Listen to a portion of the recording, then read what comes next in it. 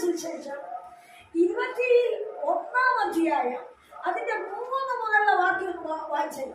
ശീമോൻ പത്രോസ് അവരോട്, ഞാൻ മീൻ പിടിപ്പാൻ പോകുന്നു എന്ന് പറഞ്ഞു. ഞങ്ങളും പോരുന്നു എന്ന് അവർ പറഞ്ഞു. അവർ പുറപ്പെട്ട് പടക് കയറിപ്പോയി. ആ രാത്രിയിൽ ഒന്നും പിടിച്ചില്ല. പുലർച്ചെയായപ്പോൾ യേശു കരയിൽ നിന്നിരുന്നു. യേശു ആകുമെന്ന് ശിഷ്യന്മാർ അറിഞ്ഞില്ല. യേശു അവരോട്, കുഞ്ഞുങ്ങളെ കൂട്ടുവാൻ വല്ലതുമുണ്ടോ എന്ന് ചോദിച്ചു. ഇല്ല എന്നവർ ഉത്തരം പറഞ്ഞു. പടകിന്റെ വലതു ഭാഗത്ത് വല വീശുവീൻ, എന്നാൽ നിങ്ങൾക്ക് കിട്ടുമെന്ന് അവൻ അവരോട് പറഞ്ഞു.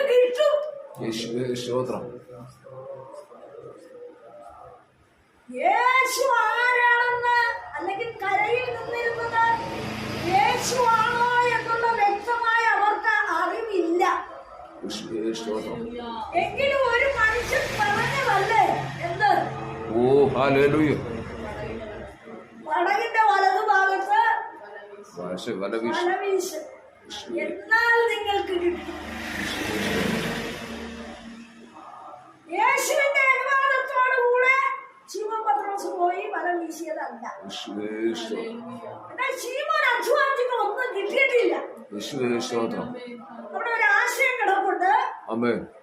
യേശു ഇവരുടെ പ്രവൃത്തി, ഇവരുടെ പണി, ഇവരുടെ അധ്വാനം കണ്ട് കരയിലുണ്ട്. പകലില്ല, അതിലൊരു ദൂരമുണ്ട്. നിവേദനയോടെ ചില അനുഭവങ്ങളെ അവൻ ചുമക്കുന്നത് അവൻ കാണുന്നത്. അവൻ സഹിച്ചുകൂടാത്ത വാഴഗതിയുടെ നടുവില് നിന്നെ അലട്ടുന്ന അനുഭവത്തെ, നിന്റെ ഹൃദയത്തിൽ വെമ്പൽ കൊള്ളുന്ന ചില ആഗ്രഹത്തെ ആരും അറിയാതെ സൂക്ഷിച്ചു നോക്കിക്കൊണ്ടിരിക്കുന്ന ഒരു ദൈവമുണ്ട്. ജയമടിക്കട്ടെ.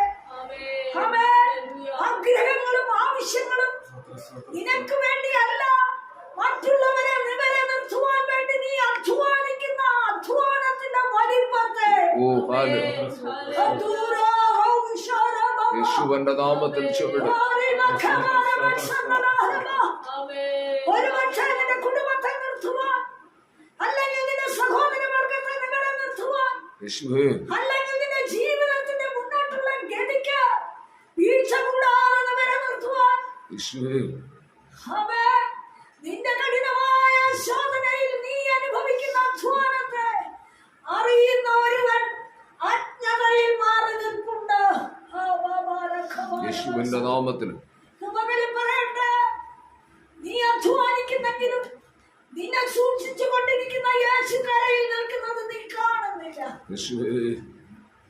അവന്റെ അനുമതിയോടെ അല്ല നീ ഈ അധ്വാനത്തിന് മുതിർന്നത്, നീ ചുവട് വെച്ചത്, നീ ചുമൽ കൊടുത്തത്. സ്തോത്രം. എന്നാൽ നിന്നെ ഉള്ളതുപോലെ അറിയുന്നവന്റെ വാക്ക് നിന്റെ മേൽ വീണപ്പോൾ തന്നെ നിന്റെ വളയിൽ കുടുങ്ങത്തക്കവണ്ണം ജീവനുള്ള ദൈവം അവൻ നന്മ കരുതി ഒരു വശത്ത് നിർത്തിയിരിക്കുക.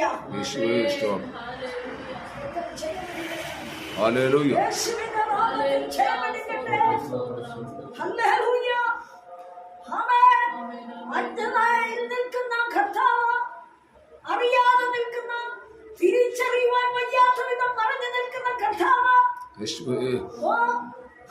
പത്രോസിന് ഹൃദയത്തിൽ ചോദ്യമുണ്ട്. ദൈവമേ, ഒന്നും കിട്ടുന്നില്ലല്ലോ, ഒരനുഭവം കാണുന്നില്ലല്ലോ, എന്റെ അധ്വാനം വ്യർത്ഥമാണോ, എന്റെ വിശ്വാസ ജീവിതം വ്യർത്ഥമാണോ, എന്റെ ഈ യാത്രകള്, ഈ കൊടുക്ക വാങ്ങലുകള്, ഞാൻ വാക്ക് കൊടുക്കുന്നത് വെറുതെ ആകുമോ എന്ന് ഹൃദയത്തിൽ ചഞ്ചലപ്പ് കൊള്ളുമ്പോൾ അജ്ഞതയിൽ നിൽക്കുന്ന യേശു പറയുക, വലയിറക്ക്. വാക്യം കൂടെ വായിച്ചേ.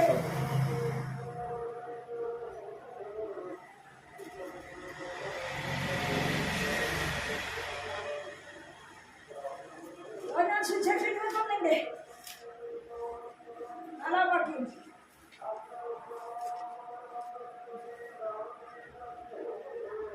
പുലർച്ചെയായപ്പോൾ യേശു കരയിൽ നിന്നിരുന്നു. യേശു ആകുന്നു ശിഷ്യന്മാർ അറിഞ്ഞില്ല. യേശു അവരോട്, കുഞ്ഞുങ്ങളെ കൂട്ടുവാൻ വല്ലതുമുണ്ടോ എന്ന് ചോദിച്ചു. ഇല്ല എന്നവർ ഉത്തരം പറഞ്ഞു. ശീമോൻ പത്രോസ് അവരോട്, ഞാൻ മീൻ പിടിപ്പാൻ പോകുന്നു എന്ന് പറഞ്ഞു. ഞങ്ങളും പോരുന്നു എന്നവർ പറഞ്ഞു. അവർ പുറപ്പെട്ട് പടക് കയറിപ്പോയി. ആ രാത്രിയിൽ ഒന്നും പിടിച്ചില്ല. പുലർച്ചെയായപ്പോൾ കരയിൽ നിന്നിരുന്നു. യേശു ആകുന്നു ശിഷ്യന്മാർ അറിഞ്ഞില്ല. യേശു അവരോട് കുഞ്ഞുങ്ങളെ കൂട്ടുവാൻ വല്ലതും ഉണ്ടോ എന്ന് ചോദിച്ചു. ഇല്ല എന്നവർ ഉത്തരം പറഞ്ഞു. പടകിന്റെ വലതുഭാഗത്ത് വല വീശുവീൻ, എന്നാൽ നിങ്ങൾക്ക് കിട്ടുമെന്ന് അവൻ അവരോട് പറഞ്ഞു.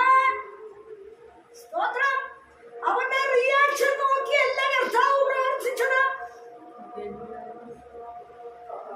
കുഞ്ഞുങ്ങളെ വല്ലതും ഉണ്ടോ കയ്യില്?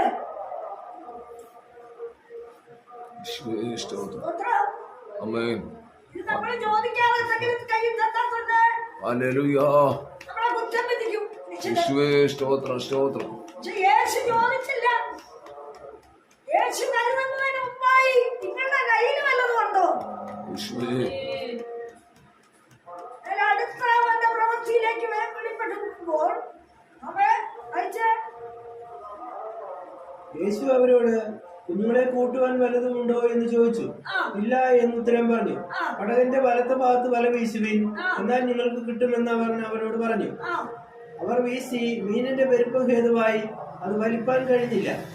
യേശു സ്നേഹിച്ച ശിഷ്യൻ പത്രോസിനോട് അത് കർത്താവാകുന്നു എന്ന് പറഞ്ഞു. കർത്താവാകുന്നു എന്ന് ശിമോൻ പത്രോസ് കേട്ടിട്ട്, ഞാൻ നഗ്നനാകയാൽ അങ്കി അരയിൽ ചുറ്റി കടലിൽ ചാടി. ദിശ പറഞ്ഞു കൊടുത്ത് കർത്താവ് പ്രവർത്തിക്കുക. ദൈവത്തിന്റെ പ്രവൃത്തി നീ പോകുന്ന ദിശയല്ല, നീ പ്രവർത്തിച്ച വഴിയല്ല, നീ ഇപ്പൊ കൂടിയിരിക്കുന്ന വഴിയല്ല. ഈ വഴിയിലേക്ക് നീ ഒന്ന് കടന്നു നോക്ക്, അവിടെ ഒന്ന് വലയിട്ട്. അനുസരിച്ച ശിമോൻ പടകിന്റെ വലതുഭാഗത്ത് ആര് പറഞ്ഞെന്നുള്ളതല്ല അവൻ ചിന്തിച്ചത്. അറിയാതെ അജ്ഞനായി മറഞ്ഞു നിൽക്കുന്ന യേശു പറഞ്ഞ വാക്കിന് ഗൗരവം കൊടുത്ത് അവൻ വീണ്ടും പടകിന്റെ വലതുഭാഗത്ത് വലയിറക്കിയെങ്കില് ഇന്ന് പകലിൽ അതിലൊരു ആശയം കിടപ്പില്ലേ? ആളെ തൂക്കി നോക്കിയിട്ടല്ല, ദൂത് പറയുന്ന ആളെ എങ്ങനെയുള്ള ആളെന്ന് നോക്കിയിട്ടല്ല. ദൈവത്തിന്റെ പ്രവൃത്തി അവന്റെ വാക്കിന് നീ വലയിടുമോ? പറയുന്ന ദിശയിലേക്ക് നീ തിരിയുമോ? അവന്റെ വാഗ്ദത്തത്തെ നീ മുറുകെ പിടിക്കുമോ? അവന്റെ ആശയം നിന്റെ ഹൃദയത്തിൽ ഉൾക്കൊള്ളുമോ? അതാണ് അവൻ നോക്കിയത്. അനുസരിച്ച പത്രോസിനെ വലിയ മീൻകൂട്ടം പടകിന്റെ വലതുഭാഗം ദിശ തിരിച്ച് അനുഗ്രഹത്തെ മാറ്റിവിടുന്ന ദൈവം. നീ വിശ്വസിക്കേണ്ടത് ദൈവത്തിന്റെ വാക്കാണ്. മറഞ്ഞു നിൽക്കുന്ന യേശുവാണോ അത് പറഞ്ഞത് എന്ന് അറിവില്ല. പെരുത്ത മീൻകൂട്ടം വലിച്ചു കയറ്റുമ്പോൾ യോഹന്നാൻ പറഞ്ഞത് ഈ അത്ഭുതം വല പിടിച്ചിരിക്കുന്ന പത്രോസിന് മനസ്സിലാകാത്ത അത്ഭുതം. പെരുത്ത മീൻകൂട്ടം കണ്ടുകൊണ്ട് വിശ്വസിച്ച പത്രോസിനെ ഉറപ്പിക്കുന്ന യോഹന്നാൻ യേശുവാ. അസാധ്യമായ മാധ്യമത്തിൽ അസാധ്യമായ അധ്വാനത്തിന്റെ നടുവില് അവൻ പറഞ്ഞ ദിശയിൽ വലയിട്ടപ്പോൾ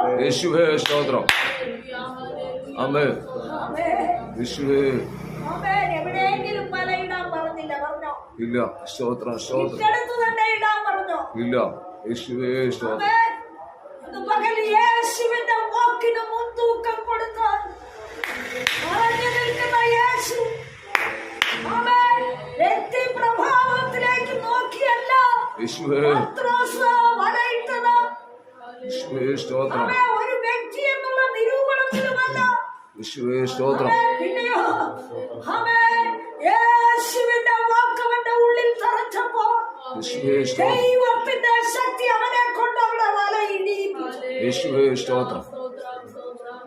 വ്യക്തികളെ നോക്കി നടക്കുന്ന മനുഷ്യർക്ക് ദൈവം ഒന്നും സാധിപ്പിക്കുന്നില്ല.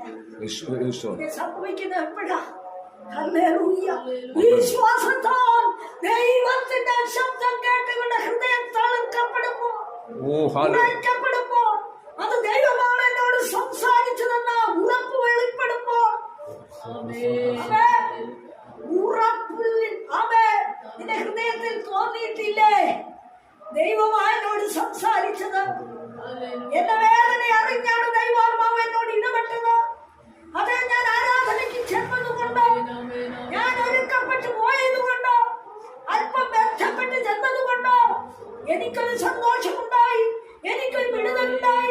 എനിക്കൊരു സിനിമ കിട്ടി, എനിക്ക് ദൈവശബ്ദം കേൾക്കാൻ ഇടയായി എന്ന് നിന്റെ ഹൃദയത്തിൽ തളർപ്പ് വന്നിട്ടും ഓ ഹല്ലേലൂയ.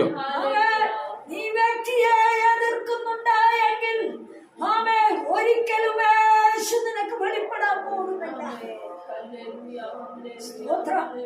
എന്നാൽ പെരുത്ത മീൻകൂട്ടം കണ്ടപ്പോൾ പത്രോസ് അതിൽ ആനന്ദിക്കുന്നതിന് മുമ്പായി യോഹന്നാൻ തറപ്പിച്ചും ഉറപ്പിച്ചും പറഞ്ഞു, യോഹന്നാൻ എന്ന ഭക്തൻ ഏറ്റവും ഇളപ്പമുള്ളവനെങ്കിലും അവൻ യേശുവിന്റെ ചങ്കോട് ചേർന്നിരുന്നു. യേശുവിന്റെ ഹൃദയസ്പന്ദനം വ്യക്തമാക്കിയ വ്യക്തിയായതുകൊണ്ട് അവന്റെ വാക്കിന്റെ വിടുതൽ വെളിപ്പെട്ടപ്പോൾ അത് പത്രോസിനോട് പറയുക, അത് യേശുവാണ്. എന്നാൽ വലയിട്ട പത്രോസ് മീൻകൂട്ടത്തെ വാരിയെടുക്കുന്നതിന് പകരം തന്റെ സമൃദ്ധിയിൽ ആനന്ദിക്കേണ്ടതിന് പകരം താൻ കടലിൽ ചാടി. എങ്ങനെ?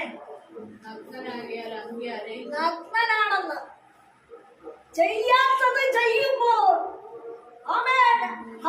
സത്യത്തെ വിട്ടകലുമ്പോൾ, നീതി വെളിപ്പെടാതിരിക്കുമ്പോൾ, ന്യായത്തിന് വേണ്ടി ചുവട് വയ്ക്കാതിരിക്കുമ്പോൾ, ദൈവത്തിന്റെ വചനം പുറകിലെറിയുമ്പോൾ നിനക്ക് വെളിപ്പെട്ടു വരുന്നത് ലജ്ജിക്കപ്പെടേണ്ട വിഷയമാണ്. നീ എന്തിന് ചാടി?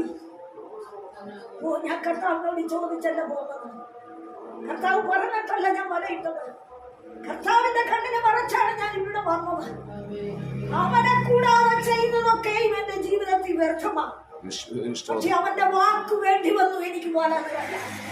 എനിക്ക് സമൃദ്ധി വരുമ്പോൾ അവൻ തന്നെ എന്റെ ജീവിതത്തിൽ പ്രവർത്തിക്കേണ്ടി വന്നു.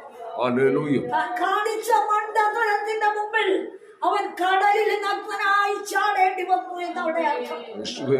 പറഞ്ഞാൽ നീ പറഞ്ഞ വിടുവായുത്തരം മൂലം ദൈവത്തെ നിന്ദിച്ചും പകച്ചും വാദിച്ചും എതിരിട്ടും ദൈവജനത്തെ നീ വീണ്ടും ക്രൂശിൽ കേൾക്കുന്നത് കൊണ്ട് നീ പറഞ്ഞ വാക്കുകൾ നിമിത്തം നീ ലജ്ജിക്കേണ്ടി വരുമെന്ന് ദൈവത്തിന്റെ വചനോടെ വെളിപ്പെടുകയാണ്. നഗ്നനായവൻ ചാടി എന്ന് പറഞ്ഞാൽ ദൈവമേ ഞാൻ തെറ്റ് ചെയ്തു പോയി എന്നാണ് അവന്റെ ഹൃദയത്തിൽ എന്താവുന്നത്. സ്തോത്രം സ്തോത്രം. എന്നാൽ അടുത്ത വാക്യത്തിൽ എന്താ പറയുന്നത്? അങ്കി അരയിൽ ചുറ്റി കടലിൽ ചാടി. ശേഷം ശിഷ്യന്മാർ കരയിൽ നിന്ന് ഏകദേശം 200 മുഴത്തിലധികം ദൂരത്തല്ലായികയാൽ മീൻ നിറഞ്ഞ വല ഇഴച്ചുകൊണ്ട് ചെറിയ പടകിൽ വന്നു. കരയ്ക്ക് ഇറങ്ങിയപ്പോൾ അവർ തീക്കനലും അതിന്മേൽ മീൻ വെച്ചിരിക്കുന്നതും അപ്പവും കണ്ടു. യേശു അവരോട്, ഇപ്പോൾ പിടിച്ച മീൻ ചിലത് കൊണ്ടുവരുവീൻ എന്ന് പറഞ്ഞു.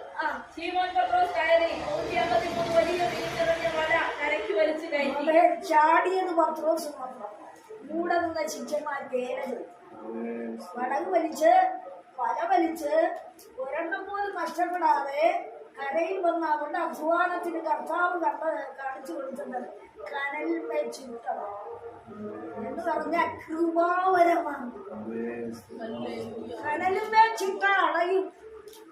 അവയെ മത്സ്യവും ദൈവം പ്രഭാത ഭക്ഷണത്തിന് ഒരുക്കിയെന്ന് പറഞ്ഞാൽ നീ സഹിച്ചു വലഞ്ഞ വിഷയങ്ങളുടെ മുഖത്ത്, നീ അധ്വാനിച്ചു മടുത്ത വിഷയങ്ങളുടെ മുഖത്ത് പെരുത്ത മീൻകൂട്ടത്തിന്റെ പിന്നാലെ ഉണ്ടത് സത്യമാണ്.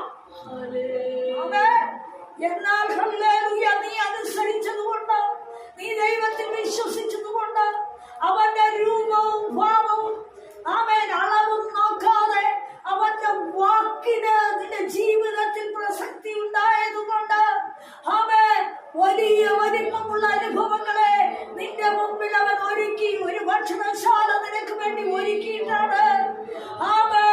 കടലിന്റെ അടുവിൽ കടലിന്റെ ആഴത്തിൽ നീ മത്സ്യത്തിനു വേണ്ടി വല ഇറക്കുമ്പോൾ അവനെ അറിയാതെ അവൻ കരയിൽ നിന്ന് നിന്നോട് ചില വാക്കുകൾ സംസാരിച്ചു. മകനിൽ പ്രതികൂലത്തിന്റെ നടുവിൽ നിന്ന് നിന്നോട് ദൈവ ശബ്ദം വെളിപ്പെടുത്തുമ്പോ ആളിന്റെ യോഗ്യതയോ കണക്കുകൂട്ടലുകളോ ബുദ്ധിയാലുള്ള നിന്റെ ഓട്ടമോ നിന്റെ ജീവിതത്തിന്റെ താളം തെറ്റിയുള്ള അനുഭവമോ അല്ല നീ കണക്കിടേണ്ടത്. സ്തോത്രം. ഇനിയോ എന്നോട് സംസാരിച്ചത് യഥാർത്ഥമായി ദൈവശബ്ദമായിരുന്നു. ആ ശബ്ദത്തിൽ എനിക്ക് എന്തെങ്കിലും നേട്ടമുണ്ടായോ? ആ വാക്കുകൊണ്ട് എന്നെ അവൻ ഉറപ്പിച്ചിട്ടുണ്ടോ? എന്റെ ആടുന്ന മനസ്സിന് ഒരു സന്തോഷം, ഒരു തണുപ്പ് വെളിപ്പെടുവാൻ ഇടയായിട്ടുണ്ടോ? ഞാൻ എപ്പോഴും പറയുന്ന ഒരു കാര്യമുണ്ട്. മയിലെന്ന് പറയുന്ന പക്ഷി ആടും. മയിലെന്ന പക്ഷി ആടുമ്പോ അതിന്റെ പീലി നിവർത്തി ഭയങ്കര സൗന്ദര്യമാണ്. പക്ഷേ ശക്തമായ അത് ചുറ്റോട് ചുറ്റും തിരിഞ്ഞു നിന്നാടും. ഭയങ്കര വർണ്ണന അത് കാണാൻ, മനോഹരമാ കാണുന്ന കാഴ്ച. എന്നാൽ അത് ആട്ടം നിർത്തുന്നത് എപ്പോഴാണെന്ന് അറിയാമോ? അതിന്റെ കാലിലേക്ക് അതൊന്ന് കുനിഞ്ഞു നോക്കും. എന്ന് പറഞ്ഞാൽ അതിന്റെ കാല് നമ്മൾ കേട്ട സങ്കീർത്തനത്തിൽ പറയുന്ന പോലെ വഴുവഴുപ്പില്ല. അത് മനുഷ്യന്റെ കാല് വഴുവഴുപ്പിൽ നിന്ന് അവ തെറ്റും. എന്നാൽ മയിലിന്റെ കാല് പാമ്പിന്റെ ചെതുമ്പൽ പോലെ കാലിനെ ആവരണം ചെയ്തിരിക്കുന്ന, കാലിലേക്ക് നോക്കിയാൽ വൃത്തിയില്ലാത്തൊരനുഭവമാണ്. ശരിയായിട്ടുള്ളൊരു ഭംഗിയില്ല. ആ കാലിന് ഒരു യോഗ്യതയുമില്ല. ആ വർണ്ണന കണ്ടാടുന്ന ഈ മയില് സന്തോഷിച്ചാടിക്കൊണ്ടിരിക്കുമ്പോൾ അതിന്റെ കാല് വൃത്തികെട്ട അനുഭവത്തെ കാണിക്കുമ്പോൾ അത് ആട്ടം നിർത്തുമെന്നാണ്. ഇതുപോലെയാ ചില മനുഷ്യര്. അവരുടെ നിലനിൽപ്പ്, അവരുടെ ജീവിതം നിന്ന കൊണ്ടും നഷ്ടങ്ങൾ കൊണ്ടും കഷ്ടങ്ങൾ കൊണ്ടും പലവിധ ഭാരങ്ങൾ കൊണ്ടും തകർന്ന അനുഭവത്തിലാണ് അവരുടെ ജീവിതം. എങ്കിലും ഹല്ലേലൂയ എന്തൊക്കെയാണെന്ന് അറിയാമോ? ഭർത്താവില്ലാത്ത ഭാര്യ, ഭാര്യയില്ലാത്ത ഭർത്താവ്, സമയത്തിനും ഡിവോഴ്സ്, പ്രവൃത്തി ചെയ്യുന്ന മണ്ഡലത്തിൽ തന്നെ ശത്രു എഴുന്നേൽക്കുന്നു. ശത്രുക്കളുടെ കൂട്ടത്താൽ ചുറ്റപ്പെടുന്നു. ശത്രുക്കൾ ഇവരെ ഭരിക്കുന്നു. ഇവർക്ക് പ്രവൃത്തി ചെയ്യുവാൻ ചെല്ലുവാൻ തന്നെ ഭയം. ഇങ്ങനെയുള്ള വൃത്തികെട്ട കാലുമായിട്ട് ഇവിടെ നിലനിൽപ്പ്. അങ്ങനെ നിൽക്കുന്ന ഇവരെ ശക്തമായി ആടുക. ഞങ്ങൾ ശരിയാണ്, ഞങ്ങൾ മനോഹരമാണെന്ന്, ഞങ്ങൾ നീതിയുള്ളവരാണെന്ന്, ഞങ്ങൾ വിശുദ്ധിയുള്ളവരാണെന്ന് വെറും പാഴ്വാക്ക് പറഞ്ഞ് സ്വന്തമായി സമർപ്പിച്ചു കൊണ്ടിരിക്കുമ്പോൾ പരിശുദ്ധാത്മാവ് പറയുക, ഹല്ലേലൂയ, നീ അനുസരിച്ച് ദൈവം പറയുന്ന ദിശയിലേക്ക് നീ വലയിട്ടാൽ നിനക്ക് കിട്ടും. എന്താണ് നിനക്ക് കിട്ടാൻ വേണ്ടത്? എന്തെല്ലാം ആഗ്രഹമാണ് നിന്റെ ഉള്ളിലിരിക്കുന്നത്? ഏതവസ്ഥയ്ക്ക് ഭേദം വന്നാണ് ചില നന്മ നിനക്ക് വെളിപ്പെടേണ്ടത്? ഏതാവശ്യവുമായാണ് ദൈവസന്നിധി നീ ഇരിക്കുന്നത്? ഏതനുഭവത്തിന്റെ പരാജയമാണ് നിന്റെ ജീവിതത്തിലുള്ളത്? നിനക്ക് കിട്ടും. ദൈവം പറയാ നിനക്ക് കിട്ടും. എന്തുകൊണ്ട് കിട്ടും? നീ അനുസരിച്ചതുകൊണ്ട്, നീ ദൈവത്തിൽ നിന്ന് മാത്രം പ്രതീക്ഷിച്ചതുകൊണ്ട്, നീ മനുഷ്യനെ പ്രസാദിപ്പിച്ച് നടക്കുന്ന വ്യക്തിയാകാത്തത് കൊണ്ട്, ദൈവവചനത്തിന് നീ മാന്യത കൊടുത്തത് കൊണ്ട്, ദൈവഹിതത്തിന് നിന്റെ ഹൃദയം ചായിച്ചതുകൊണ്ട്, നിന്റെ ഹൃദയം ദൈവത്തിൽ മാത്രം ആശ്രയിച്ച് നിന്റെ വായടച്ചുകൊണ്ട് ദൈവസന്നിധി മൗനമായിരുന്നവന്റെ രക്ഷ നീ മനസ്സിലാക്കിയത് കൊണ്ട് നീ ചോദിക്കുന്നത് നിനക്ക് കിട്ടും. പകലിൽ ദൈവാത്മാവ് പറയുക, അനുസരിക്കുന്നത് യാഗത്തെക്കാണ്, ശ്രദ്ധിക്കുന്നത് മുട്ടാടുകളുടെ മേധസ്സിനേക്കാൾ നല്ലതെന്ന് പറഞ്ഞ കർത്താവ്. അവനെ തിരിച്ചറിയാതിരിക്കുന്ന ജനം അവന് വേണ്ടി നിൽക്കുമ്പോൾ അവനെ തിരിച്ചറിഞ്ഞവന്റെ വചനം കേൾക്കുന്ന നാം എത്രയധികം അവനോട് അടുത്ത് ചെല്ലേണ്ടിയിരിക്കുന്നു. അവനെ പകൽക്കാലം ഈ വചനത്താൽ